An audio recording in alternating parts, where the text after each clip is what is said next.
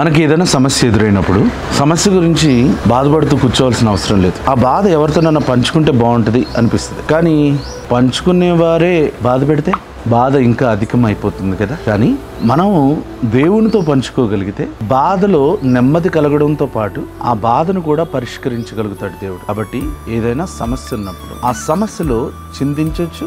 లేకపోతే ఫిలిప్పీయులకు రాసిన పత్రిక 4వ అధ్యాయం 6వ వచనం, దేని గూర్చి చింతపడకుడి గాని ప్రతి విషయంలోనూ ప్రార్థన విజ్ఞాపనముల చేత కృతజ్ఞతాపూర్వకంగా మీ విన్నపములు దేవునికి తెలియచేయడు.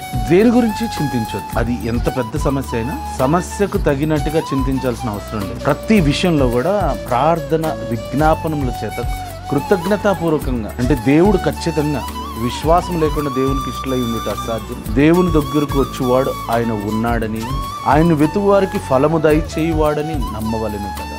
ఆయన వెతికితే ఫలము దయచేస్తాడన్న విషయం గుర్తుంచుకొని కృతజ్ఞతాపూర్వకంగా మన విన్నపములు తెలియజేసి చింతించడం ఆపించి ఆనందించగలిగితే సమస్య 100% వెళ్ళిపోతుంది. ఈయన దేవునికి చెప్పుకుంటే 100% నీ సమస్యకు పరిష్కారం దొరుకుతుంది. సమస్యలో చింతించడం మానేసి దేవుని స్తుతించడం ప్రారంభించి. God bless you.